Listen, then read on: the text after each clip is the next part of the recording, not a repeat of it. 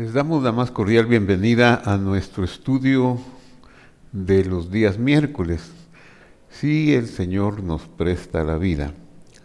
Así que hay muy buenos temas que podría usted volver a ver, y si usted por primera vez está con nosotros en este estudio semanal, también le sugiero algunos temas destacados en nuestra lista del canal de YouTube de Visión de Fe, la lista de estudios del Evangelio de Juan. Hay temas interesantes como el titulado Judas, o el dinero a secas, o el amor al dinero, o el dinero y yo, que serían muy interesantes que usted los viera. Pero hoy quiero hablarles de el tema la noche, porque estamos basados todavía en la cena relatada en Juan 13, y Pablo le dice a esta cena, le dice, la noche que el Señor fue entregado. Entonces todavía estamos en Juan 13, en lo que aconteció en esa cena. Y el tema de hoy es la noche, precisamente la noche. No lo quise extender a la noche que el Señor fue entregado, porque quiero hablar, hacer una introducción antes de llegar a ese punto de la noche que Él fue entregado. La noche, quiero tratar en primer lugar la noche de Dios. ¿Qué significa la noche de Dios? En esta parte del estudio quiero exponer sobre el amor de Dios tan grande que, viéndonos en oscuridad, porque todo tiene que ver con la oscuridad que se dio en una parte del universo, cuando Satanás peleó, cuando este personaje se rebeló contra Dios, Dios lo echó del cielo de Dios. Fue Miguel el encargado de pelear y batallar contra la serpiente, o serpiente antigua, como dice el libro de Apocalipsis, y echarlo del cielo. ¿Y a dónde lo echó? Pues a un lugar que le hemos llamado el no cielo, porque no existía otra cosa nada más que el cielo, y ahora al ser echado está el no cielo. El no cielo vino a ser la residencia de este personaje en rebelión, pero la bondad de Dios es extraordinaria. No lo exterminó y no actuó con él con severidad tal de imponerle un castigo de inmediato, porque Dios no es un ser que se exaspere y que se le pueda provocar. Algunas veces hay escrituras que dicen que se provoca la ira de Dios, pero su bondad es muy extensa. Por ejemplo, cuando hace la promesa con el padre Abraham de que su simiente estaría para recibir en herencia la tierra de Israel, le dice que antes de eso habría un periodo de 400 años en los cuales su descendencia física tendría que pasar por un descenso a Egipto, una esclavitud, etcétera, etcétera. Y le agrega, porque la maldad del cananeo no ha llegado a su punto, a su colmo. Así que el cananeo que vivía en la tierra de Israel en tiempo de Abraham estaba en posesión de esa tierra por permisión divina, porque está escrito, mía es la tierra y su plenitud, el mundo y los que en él habitan. Y Dios a quien quiere se las da. Hay normas que no entendemos y hay decisiones divinas que tienen que ver con su amor, su bondad y su justicia. El cananeo quizá desde los días de Noé hasta los días de Abraham y hasta el día en que Josué conquistó la tierra, posiblemente estuvo en posesión de la tierra de Canaán unos 700 años. Y ellos se rebelaron contra Dios, provocaron la ira de Dios, eran paganos, eran ajenos a Dios totalmente, pero la bondad de Dios es tan grande que les permitió estar como 700 años. Y en tiempo de Abraham no le dio la tierra a Abraham, él fue peregrino ahí porque faltaban 400 años más o menos para que colmaran el tiempo que Dios prescribió de no haber arrepentimiento, que serían expulsados. Entonces, la noche de Dios, ¿qué significa la noche de Dios? Como la serpiente, o el serpiente, porque curiosamente en nuestro idioma castellano la palabra serpiente es femenina, pero en el idioma hebreo es un sustantivo, un nombre propio masculino, es Nahash, y es de género masculino, el serpiente, pero estamos acostumbrados a decir la serpiente o el diablo o Satanás. Al revelarse y ser echado del mundo de la luz, pues vino al no cielo, ¿y qué trajo? Lo que se describe en Génesis 1:2, y la tierra aquí en Génesis 1:2 tiene un valor teológico para el entendimiento, lo digo, de no cielo, un lugar que no es el cielo. Un lugar donde Satanás estaba, no era el cielo. Dice la tierra, para que podamos entender, la tierra estaba desordenada y vacía y la oscuridad se movía sobre la faz del abismo. Entonces era oscuridad. Eso es lo que había en este lugar. Pero luego Dios, en su gran bondad, sigue el proceso de, digamos, recuperación de las chispas de su palabra que han sido emanadas de Él para la creación de la serpiente y de sus ángeles rebeldes, que están ahora encapsuladas en la rebelión, en la mentira y el engaño de Satanás o de la serpiente, y viene a rescatarlas y ha escogido un ser llamado hombre, llamado Adán, que será el encargado de rescatar esas chispas. Lo manda como un misionero, por decirle una palabra moderna, a esta parte del no cielo. Claro, como Adán no podría luchar contra la oscuridad de la serpiente, entonces Dios le prepara un ambiente muy adecuado al hombre. Lo manda, como diríamos en términos modernos, con los viáticos adecuados para ese viaje y esa misión que le es encomendada.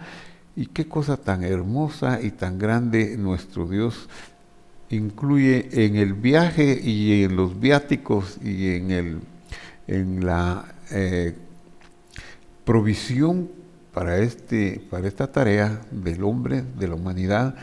Le provee un cielo y una tierra, es decir, un universo. Y ese es el relato de Génesis capítulo 1, donde se habla de los 6 días de la creación.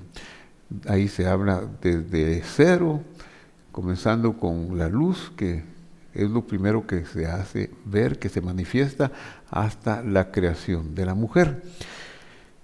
Ese panorama, ese concepto es el ambiente, la casa que Dios destina para su misionero llamado hombre.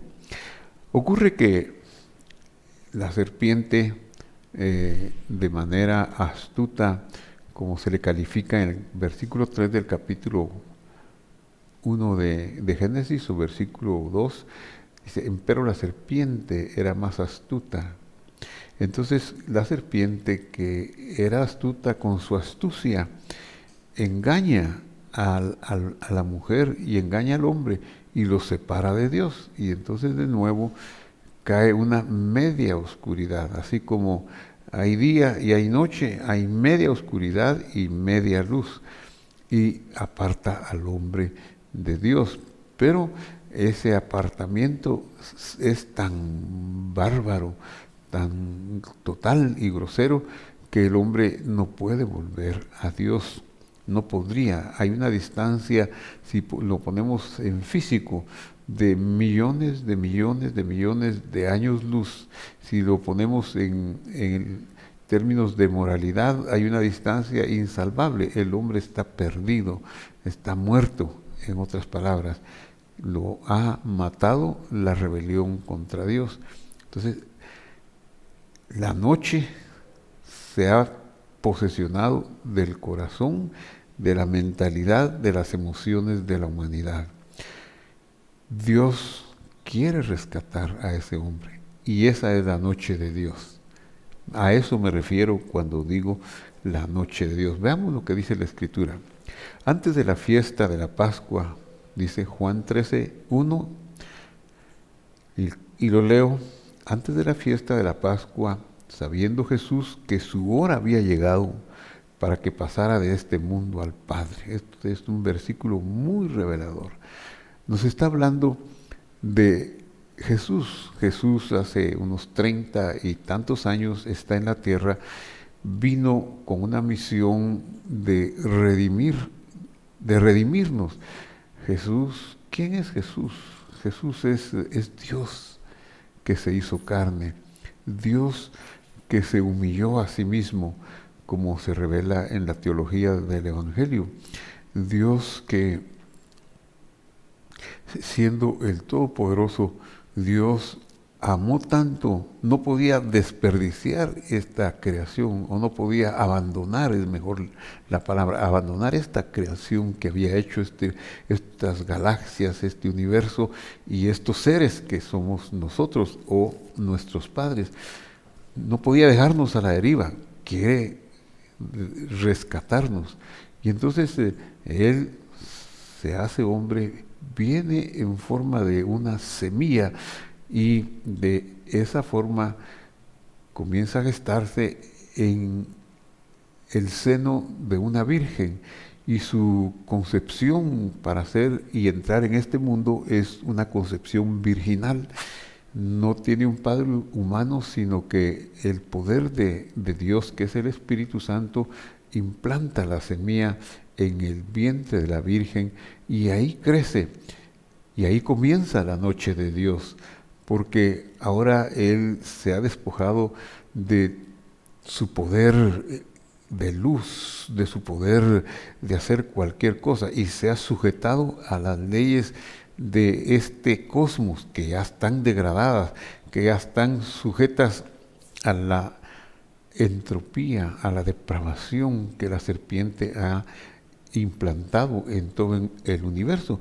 Y por 30 años el Señor Dios, es sujeto a eso, pues se prepara para pagar la deuda que hará libre a la humanidad y que hará libre al cosmos y que hará de nuevo que este lugar sea como el cielo.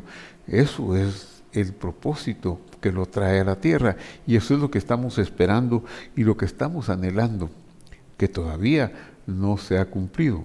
Vamos a medio camino del trabajo de cumplimiento.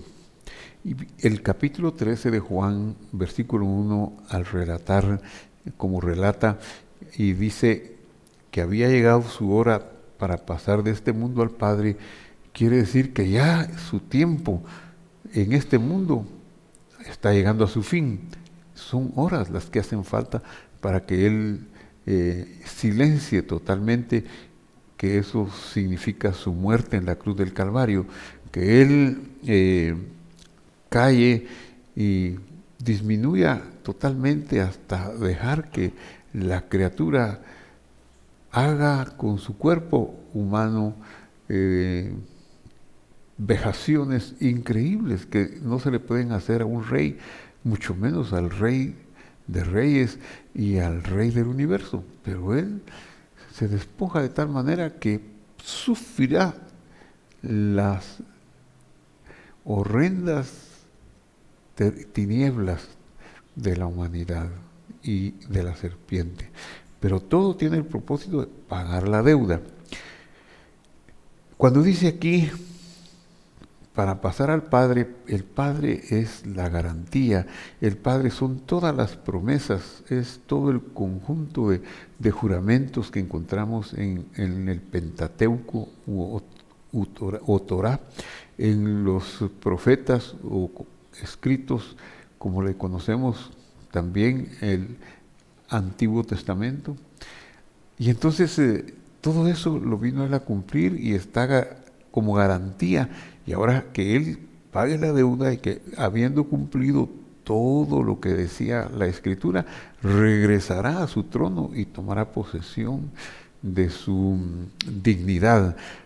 Pero esta vez, después de haber salido del trono y ahora que regresa, no regresa como había venido antes, regresa de una manera con una misión todavía. ¿Y cuál es esa misión? Una misión sacerdotal en el sacerdocio, en el orden de Melquisedec, que es el sacerdocio que está efectuando hoy en el cielo, que es un sacerdocio de favorecimiento a nosotros, de intermediación entre nosotros y las demandas de la justicia por haber pecado. Por eso es que todavía enfrentamos nosotros tribulaciones y enfrentamos agresiones de parte de la noche o de la oscuridad que la separación nos trajo desde el huerto del Edén. Bueno, su hora ha llegado para pagar la deuda y como había amado a los suyos que estaban en el mundo, los amó hasta el fin, dice el versículo 1 de Juan 13 al final. Ahora se va a completar su amor. Todo lo que ha hecho hasta este momento, todos los milagros, todas sus enseñanzas, no habrían tenido un respaldo completo una conclusión si no va a la cruz. Hubiera sido como dejarnos separados, dejarnos sin esperanza si Él no va a la cruz y resucita. Esa es el cumplimiento total de su misión en esta parte de la redención y de venir al mundo. Eso lo está relatando Juan aquí. Estoy leyendo Juan 13:21. La cena se desarrolla y hay otros acontecimientos que se dan, como él se ciñe un paño para lavar los pies de los discípulos y dice algo, pero voy a saltarlo para seguir hablando de la noche de Dios. Habiendo dicho esto, Jesús esto, se conmovió en espíritu y declaró, esto es impresionante, porque Él es Dios y Él conoce lo que va a suceder y conoce todo lo que está pasando a su alrededor. Pero dice, de cierto os digo, como al decir de cierto es una declaración infalible, Dios hablando. Eso es lo que quiere decir. En hebreo sería amén, amén, que es lo que está dicho en alguna parte, en alguna otra parte del Evangelio. Amén, amén, dice, amén, os digo, de cierto, Dios, este es un dicho de Dios, os digo que uno de vosotros me va a entregar. ¿Cómo es que Él, siendo Dios, no lo evita? Porque es necesario que Él vaya a la muerte y alguien tiene que hacer esa tarea tan desagradable.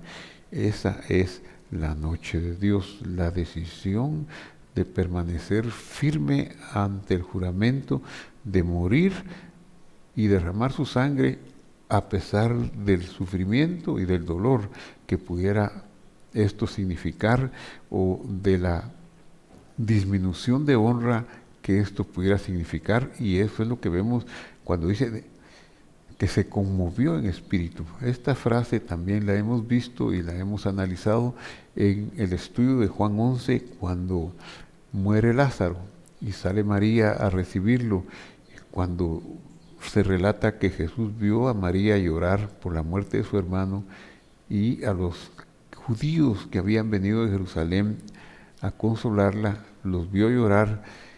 Dice también que se conmovió en espíritu y luego agrega algo asombroso, y lloró Jesús. Pero él hace unos versículos le ha dicho a su hermana Marta, tu hermano resucitará. Y Marta cree que, la hermana de María cree que Jesús le está diciendo que resucitará. Sí, dice Marta, resucitará en el día postrero, porque ella tenía un conocimiento obtenido de las Escrituras de una resurrección al final de los tiempos. Y es correcto, porque habrá una resurrección al final de los tiempos.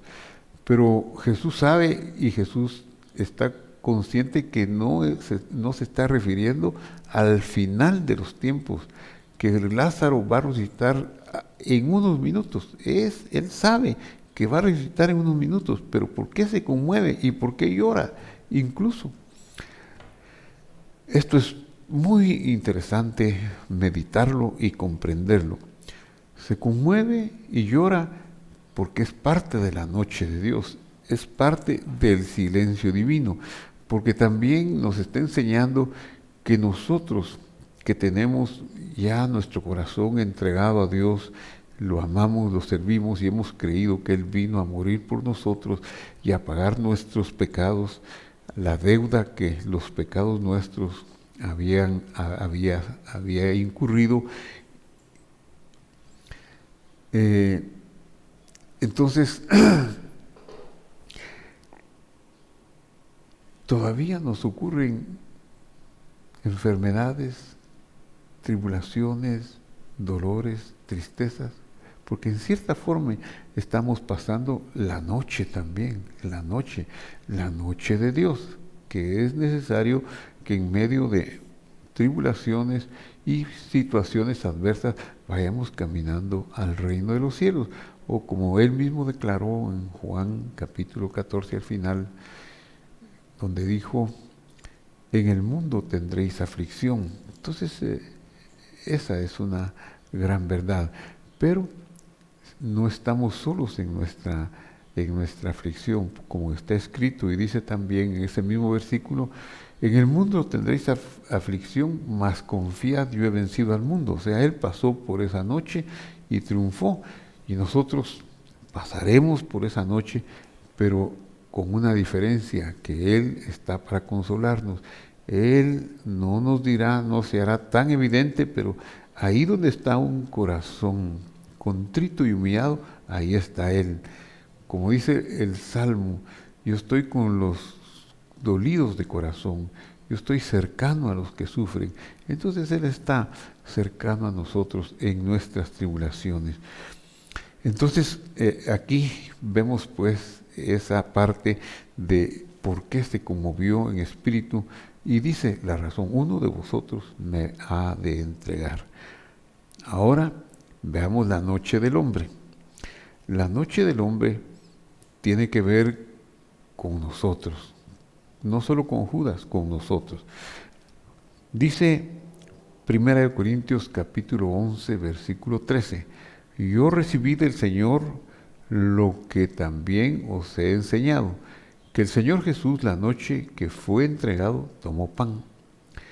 Se está refiriendo a esa noche de Juan capítulo 13 y él recibió del Señor lo mismo, la misma instrucción de cómo hubo un cambio. Ahora, a partir de este momento, la fiesta pascual o la fiesta de Pesaj ya no consistiría, ya no sería en darle muerte a un cordero, porque el Cordero de Dios, que es nuestro Señor, Él mismo fue el Cordero, Él ya derramó su sangre, Él ya pagó el precio de nuestra redención. Pero mientras Él viene, dejó un sustituto, y es el pan, su cuerpo, la copa, o sea, el vino, su sangre. Eso es lo que Pablo reglamentará aquí a los corintios y a la iglesia futuro. Pero ¿qué pasó en la noche que Él fue entregado? Entonces, hay algo que meditar sobre Judas y sobre nosotros. ¿Qué es lo que podemos sacar en claro y la lección que podemos aprender de esa declaración? La noche que Él fue entregado. Habiendo dicho esto, Jesús, repito la lectura de Juan 13:21, Habiendo dicho Jesús esto, se conmovió en espíritu y declaró, diciendo, de cierto, uno de vosotros me va a entregar. Quiero regresar al versículo 2 de Juan 13.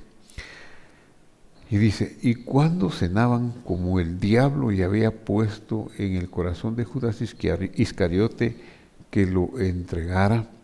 Entonces hoy me quiero referir, o en esta parte del estudio me quiero referir a Judas Iscariote, un discípulo del Señor, llamado por el Señor, que recibió encomiendas del Señor. Por ejemplo, fue el tesorero. De los 12 no se nombra otro ministerio con tanta claridad como el ministerio de el dinero, de manejar las finanzas. Y ese ministerio o esa tarea le fue encomendada a Judas. Y también se nombra a Judas cuando es enviado junto con los otros discípulos del Señor a pregonar el Evangelio con poderes de sanidad, con poderes extraordinarios, muy extraordinarios. Ahora estamos en la noche que fue entregado. ¿Qué pasó con Judas? ¿Qué había en su corazón? Dice, el diablo había puesto en su corazón que lo entregara. Claro, está dicho y está sabido que el Salmo había dicho y anticipado su traición y que era necesario que alguien lo entregara. ¿Por qué Jesús lo llamó? ¿Por qué se conmueve sabiendo que lo va a entregar? ¿Por qué no lo acusa? ¿Por qué no lo amarra? ¿Por qué no lo silencia? Con su poder lo pudo dejar mudo o lo pudo apresar. Pedro hubiera estado muy dispuesto a hacer algo si él se lo pide, pero no. Hay una condición aquí que también se puede decir, ¿por qué no lo evitó? Es que si lo evita, si no lo entregan, no muere, y si no muere, no hay salvación. Entonces no estaríamos contando el cuento, estaríamos muertos todavía, sin esperanza, estaríamos sin salvación. Y quizá ya ni existiríamos porque el cosmos se hubiera destruido sin el derramamiento de su preciosa sangre. Así que era necesaria la intervención y la traición de Judas. Deja claro el Evangelio que es el diablo el que pone en él. Y ahora uno también puede preguntarse, bueno, si estaba escrito que él fuera el hijo de perdición, si estaba escrito que él fuera el que lo entregara, o como dice aquí en el verso 10, Jesús le dijo, y vosotros estáis limpios, aunque no todos, siempre hablando de Judas. Y él sabía a quién se refería. Se refería a Judas, cuando dijo, estáis limpios, pero no todos. Verso 18, no hablo de todos vosotros, yo sé a quiénes he elegido, pero debe cumplirse la escritura, el que come conmigo alzó el calcañar contra mí. Eso está en Isaías capítulo 49, ahí está escrito. Entonces puede correr la tentación de pensar, bueno, si Dios lo escribió, Judas no tiene la culpa, pobrecito Judas. Pero tal vez valdría la pena recapacitar que es cierto que Judas lo hubiera entregado, pero también Pedro lo hubiera entregado, o Juan, o nosotros. Si Dios no tiene misericordia de nosotros y se revela como lo que es, que Él es el Salvador, que fue necesario que viniera y disminuyera su honra para sufrir el proceso de la muerte cruenta de la cruz, todos nosotros seríamos como Judas y todos nosotros podríamos inclinarnos a entregarlo. Toda la humanidad, no solo Judas, todos estamos representados en esta acción del amor al dinero, el amor que fue lo que originó que Judas lo entregara. Y verso 19 de Juan 13, desde ahora os lo digo antes que suceda, para que cuando suceda sepáis que yo soy. Entonces le está diciendo a sus discípulos lo que va a suceder para que sepan una vez más de tantas evidencias que les ha dado quién es Él, quién es Él que tiene conocimiento del futuro con una precisión tan cabal y exacta. Ahora vamos a pensar en la noche para los demás, es decir, para nosotros nos incluimos ahí, aunque estemos a 2000 años de distancia. ¿Qué podemos decir de nosotros? Leo de nuevo el versículo 21 de Juan 13. Habiendo dicho Jesús esto, se conmovió en espíritu y declaró: de cierto os digo que uno de vosotros me va a entregar. ¿Por qué no dice claramente quién lo va a entregar? ¿Por qué no suelta ahí? Bueno, tenemos que entender que una de las características de Dios es el silencio. Tantas veces que aparece en la Escritura refiriéndose a Él como la roca, y a veces es un sinónimo como el creador y la roca. El que nos creó es la roca o la piedra del ángulo. Eso es tan evidente, y una de las características de la piedra o de la roca es que son silenciosas, que no hablan. Y esto es lo que se ve de nuevo aquí. ¿Por qué no dice Judas me va a entregar? Porque los discípulos se le hubieran abalanzado a Judas, y si hubiera dejado de cumplirse lo que tenía que cumplirse, hubiera habido tal vez una interrupción del proceso de salvación, o hubiera habido necesidad de algún plan B, pero no. Dios con su silencio permite que se haga el plan de Él desde el principio del mundo, y eso tiene que ver con el triunfo de la verdad, de la palabra, del amor, de la justicia de Él, y que se confirma la maldad y la depravación total del hombre que no tiene a Dios. Entonces, veamos otra escritura. Esta la encontramos en Marcos capítulo 14, 19. Cuando ellos oyeron esa declaración, los demás, ¿verdad?, los demás discípulos, entonces ellos comenzaron a entristecerse y a decirle uno tras otros: qué interesante, ¿seré yo? Y el otro: ¿seré yo? Imagínese usted la escena de esta cena que está sucediendo el 14 de Nisan. Pues aunque la cena de Pesaj o la cena pascual, lo he dicho muchísimas veces, solamente podía suceder el 15 de Nisan, pero el 15 de Nisan él ya estaría muerto, porque la Escritura dice que el Cordero tenía que ser muerto en la tarde del 14 de Nisan. Pero como Él es el Cordero de Dios, pues ya estaría muerto. Como así sucedió, se cumplió indefectiblemente la Escritura de Éxodo. Él murió el 14 de Nisan, por eso hizo un día antes, en la noche anterior, que es cuando comenzó el 14 de Nisan, la noche del 14 de Nisan, es decir, el día 13 terminó con la salida de las estrellas, y ya después de la salida de las estrellas comenzó el día 14, y en ese momento hace la cena, y de ese momento, desde la cena hasta su muerte, es el día 14, cuando Él muere en la cruz como a las 3 de la tarde, y cuando es sepultado antes de que oscurezca. Entonces, Él no dijo Judas me va a entregar, solo dijo uno de vosotros me va a entregar. ¿Seré yo? ¿Seré yo?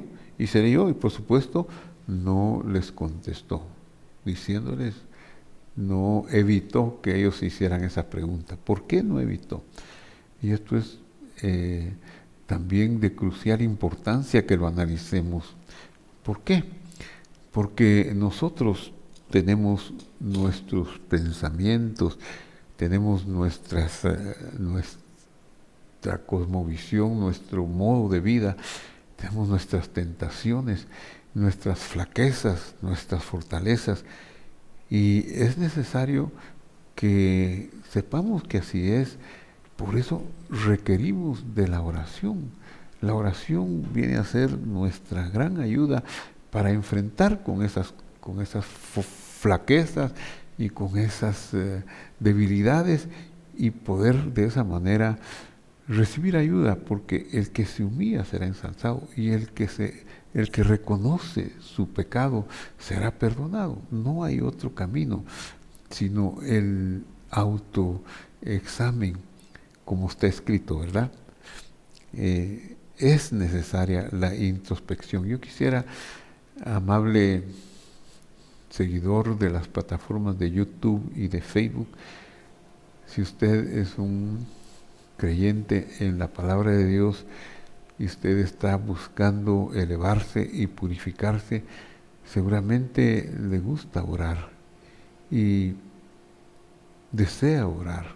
Yo quisiera decirle que a mí me gusta orar también, y que me presento ante Dios en oración continuamente. Les quiero explicar lo que es la oración y lo que es continuamente. Veamos qué es la oración. La oración no es más que una introspección. Es eso que los discípulos le dicen a él: ¿seré yo? Porque se están examinando, y cuando dicen cuando él dice uno de vosotros me ha de entregar o me va a entregar, ellos no están tan seguros que no sean ellos. Piensan y dicen: en algún momento yo he pensado que Jesús, cualquier cosa pudieron haber pensado. No quiero lucubrar, pero cualquier cosa pudieron haber pensado. No sé si enojo, no sé si codicia, pero pues hay tantas cosas que el hombre tiene, decepciones. ¿Por qué no me va mejor? ¿Por qué me pasa esto? ¿Por qué me pasa aquello? ¿Por qué no dice claramente las cosas? Bueno, tantas cosas que uno tiene adentro en sus pensamientos que nadie conoce. Y ese es el motivo de la oración. Y el éxito de la oración es la reflexión y la introspección. Y en el idioma hebreo, el maravilloso idioma de las Escrituras, nos dice qué es la oración. El sustantivo oración es tefilá. Si en hebreo yo digo voy a orar, voy a hacer una oración, y estoy diciendo voy a hacer una tefilá. Tefilá, una palabra para aprender. Tefilá es oración. Voy a hacer una oración, tefilá. Y la raíz de esta palabra tefilá es palal, pei, lamed, lamed. Son estas 3 letras que estoy marcando aquí. La primera es una P, suena como una P. Esta letra, mire, es una P. Esta letra que suena como nuestra L castellana se llama lamed. Y la última es una repetición de la anterior, o sea, son 2 letras iguales, una diferente, P, L, 2 veces, vocalizadas de esta manera. Palal significa él oró. Pero la raíz de esta palabra tiene un significado muy interesante. Significa juzgar o analizar. Tiene que ver con juicio. Palal significa él hizo un juicio. Él analizó. Entonces, el acto de orar en el hebreo, en el idioma hebreo, está expresado con la palabra leit palel. De la misma manera, la raíz de este vocablo, que ya es un verbo conjugado, aquí se lo estoy marcando, está al final. Las 3 letras finales son muy reconocibles con las que yo le mostré anteriormente. ¿Se recuerda que le dije cuál era la raíz? Se lo muestro de nuevo. Son estas 3 letras: P, L, L, palal. Entonces, aquí están al final. Palal otra vez. Pero están conjugadas de una manera que se llama una conjugación reflexiva. Un modo de conjugar en hebreo se llama itpalel, pero es una acción de uno hacia uno mismo. Es una acción personal, como por ejemplo rasurarse. Rasurarse no es que yo rasuro a otros, sino que también es una acción mía hacia mí. Igual sería la palabra que aparece aquí, leit palel.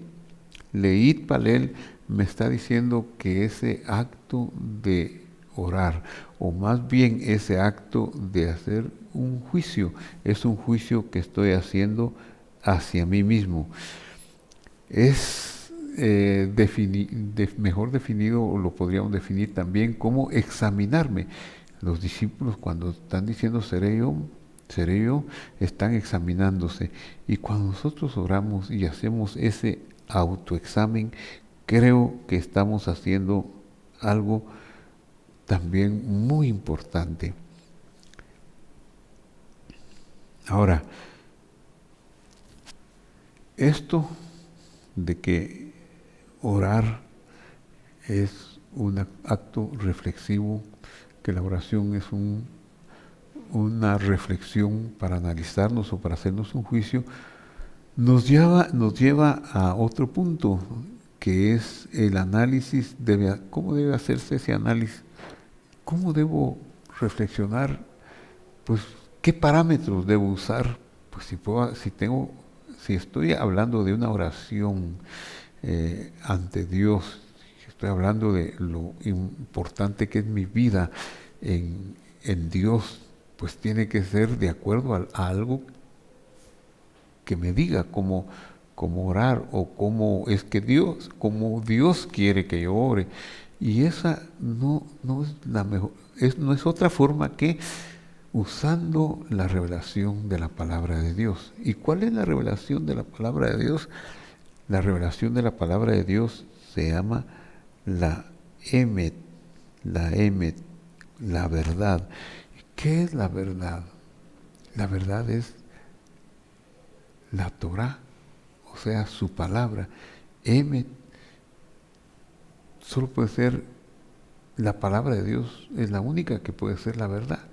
Todo lo demás, lo que yo puedo alcanzar, incluso con el método científico, es parte de la verdad, porque la ciencia seguirá avanzando y descubriendo y describiendo y haciendo a un lado lo que ayer descubrió.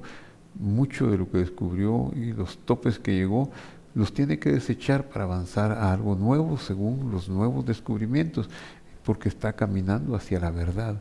Igualmente, en la conducta del hombre, en los pensamientos, lo único que posee la verdad y que no cambia es la palabra de Dios. Así que mi reflexión debe hacerse en base a la emet, a la verdad, pero la emet que comparte raíz con otra palabra que se llama emuná, que quiere decir fidelidad. Comúnmente también la conocemos como fe. Fe en la palabra de Dios. Nuestra fe debe estar basada en la palabra de Dios, en la verdad, o en la Torah de Dios. Esta fe es un acto de estudio, de educación. La emuná tiene que ver con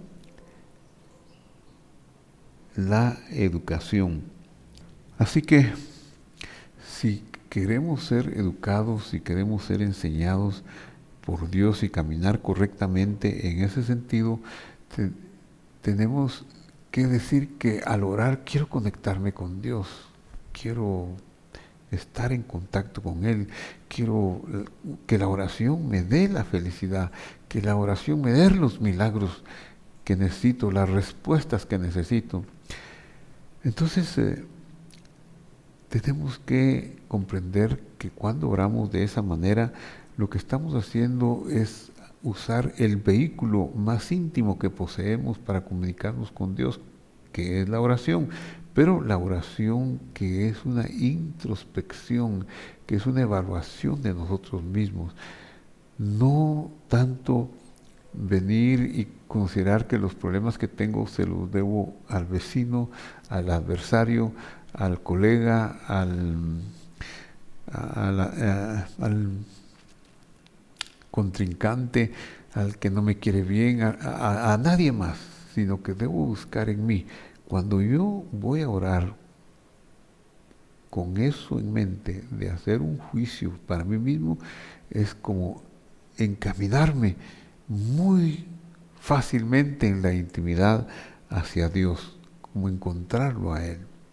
¿Por qué es necesaria la introspección? Dice Lusato que el ser humano fue creado para deleitarse en Dios. Si yo me pongo en ese plan, yo quiero deleitarme en Dios y beneficiarme del esplendor de su presencia, eso quiere decir que voy a ser feliz, que voy a tener derecho a la felicidad, que voy a tener acceso al éxito y a comprender muchas cosas, tener un éxito extraordinario con el cual voy a estar alegre, contento en la vida. Eso es lo que Dios hizo, lo que Dios quiso que fuéramos. O como dice este autor del siglo XVIII, fuimos creados para deleitarnos en Dios y beneficiarnos de su presencia, y beneficiarnos de los dones que Él da. El asunto, continúa diciendo este autor, que hizo ese acceso al beneficio del esplendor de su presencia de tal forma que nosotros mismos tenemos que perfeccionarnos, alcanzar la perfección. Dios no nos va a perfeccionar directamente obligándonos, mirad, no tenés que robar, no tenés que mentir, sino que eso es una decisión que viene de mi introspección, de mi análisis, de mi juicio, que fácilmente el juicio va a ser que yo lo he hecho, lo he cometido. Pero tengo el acceso al volverme a Dios, a arrepentirme. Si he cometido un pecado, me vuelvo a Dios y Él es fiel y justo para perdonarme de toda maldad. Este es el beneficio de la oración. El medio idóneo para lograrlo es el estudio de su palabra y el cumplimiento de sus mandamientos. Esa es la forma. ¿Cómo voy a cumplir sus mandamientos si no los conozco? ¿Cómo voy a beneficiarme de lo que Él quiere si no sé lo que Él quiere? Él, en un acto de bondad, me abre los ojos para que yo crea que Él vino y dio su vida por mí. Pero después hay un protocolo, hay un procedimiento para vivir la vida que se llaman los mandamientos del Señor. Esos mandamientos son sus atributos que yo debo vivir para vivir una vida correcta, una vida que sea precisamente de felicidad y de beneficio en su presencia. Por eso es que la oración tiene que hacerse de esa manera, con un análisis, con una introspección para cumplir esta tarea. La oración hecha de esta manera nos vuelve más perceptivos y perceptivos, más sensibles a los verdaderos valores de la vida. Continuamos con el Evangelio y leo Juan 13:22. Entonces los discípulos se miraron unos a otros dudando de quién hablaba. No sabían, no entendieron. Por eso se examinaron. Y uno de los discípulos al cual Jesús amaba estaba recostado al lado de Jesús. A este pues hizo señas Simón Pedro para que le preguntara quién era aquel de quien hablaba. Simón es un hombre notable, él es un protagonista. A lo largo del Evangelio notamos cómo resalta a él en ser el primero, en ser ser destacado en todos sentidos. En una ocasión, en un retiro cerca de Cesarea de Filipos, Jesús pregunta: ¿quién dicen los hombres que eres tú? Que soy yo, perdón. ¿Quién dicen los hombres que soy yo? Y contestaron: algunos dicen que eres Juan el Bautista, otros dicen que eres alguno de los profetas, otros dicen que eres el enviado. ¿Y vosotros quién decís que soy yo? Y Pedro inmediatamente: tú eres el ungido, el Hijo del Dios viviente. Claro, Jesús le dice: dichoso eres, Simón, hijo de Jonás, porque esto no te lo reveló carne ni sangre, sino mi Padre que está en los cielos. Simón pues era aventajado, y ahora le dice a este discípulo que está comiendo. Recordemos que las comidas en la época del Señor en el Medio Oriente no eran mesas como en la que yo estoy sentado aquí hablándole a usted, que más o menos es una mesa donde asimismo tomamos los alimentos sentados de esta manera y los alimentos enfrente de nosotros. En ese tiempo eran reclinatorios, y en este caso había una fuente en medio de comida o de líquido. En la cena pascual era un hatzoret, que era una masa compuesta por nueces, compuesta por vino y algunas otras semillas que eran muy sabrosas, que así le daban el sabor al pan sin levadura, al pan que comían, a la matzá, como se le llama en hebreo, que con eso se tenía el sabor. Entonces estaba cerca, Jesús aquí, recostado él aquí, Pedro más lejos le hace señas: pregúntale de quién habla. Cada uno de ellos tiene su situación, cada uno de nosotros tenemos nuestras circunstancias. Unos tenemos aflicciones económicas, otros podemos tener aflicciones de enfermedad, otros luchamos contra toda clase de sentimientos de los que el hombre puede pasar, sentir.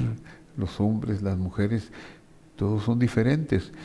Cada quien tiene su historia, cada quien tiene su patrón de vida, y muy diferentes. Unos tienen unas debilidades, otros tenemos otras debilidades, pero todos estamos expectantes de Dios que nos ayude.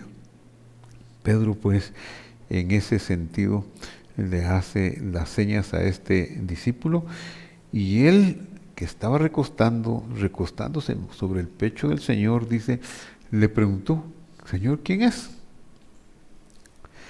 Respondió Jesús y le dijo: a quien yo le dé el pan mojado, ese es. Y mojando el pan, se lo dio a Judas Iscariote, hijo de Simón.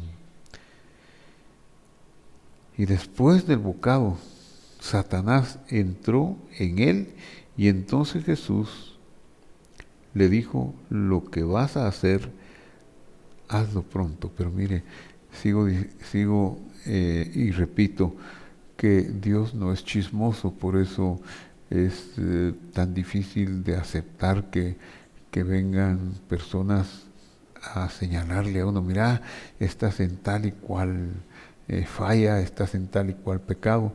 Si Dios mismo, Jesús mismo, no delató a Judas que lo iba a entregar.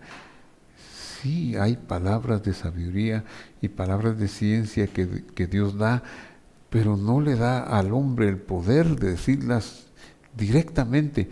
Las puede decir en una reunión congregacional, pero en general, para que todos seamos edificados, examinados y exhortados.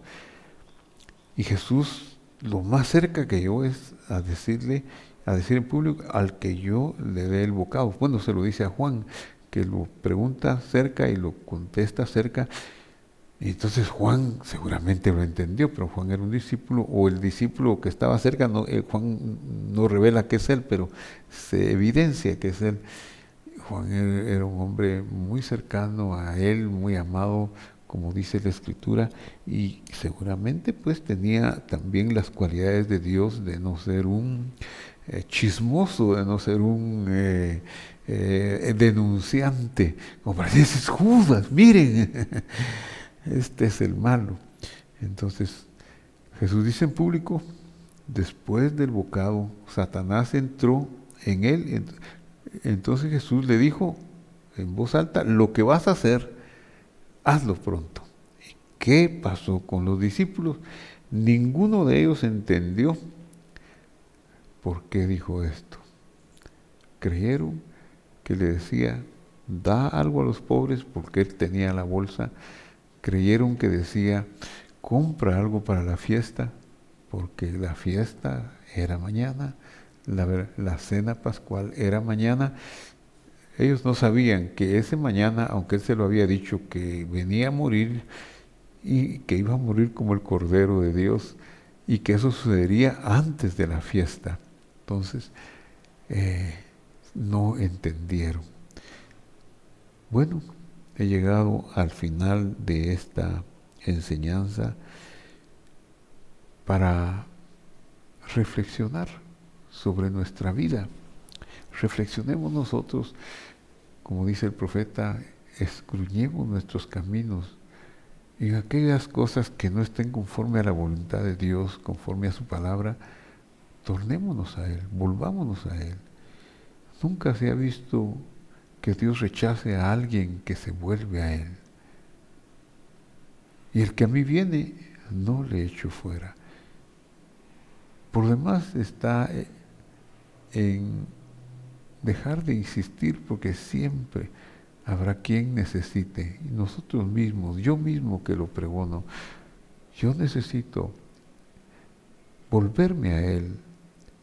Si alguna vez me aparto, necesito saber que Él es fiel y justo para perdonarme y para ayudarme.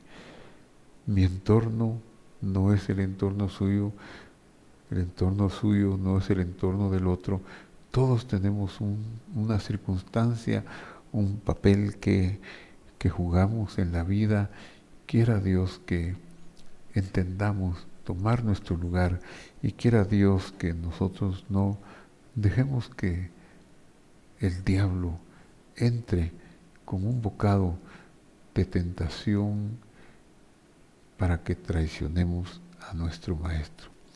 Bueno, vamos a orar. Padre que estás en el cielo, gracias por tu palabra que nos enseña a reflexionar, que nos enseña a internarnos dentro de nosotros mismos para hacernos una evaluación, no un juicio condenatorio, sino una evaluación que nos muestre,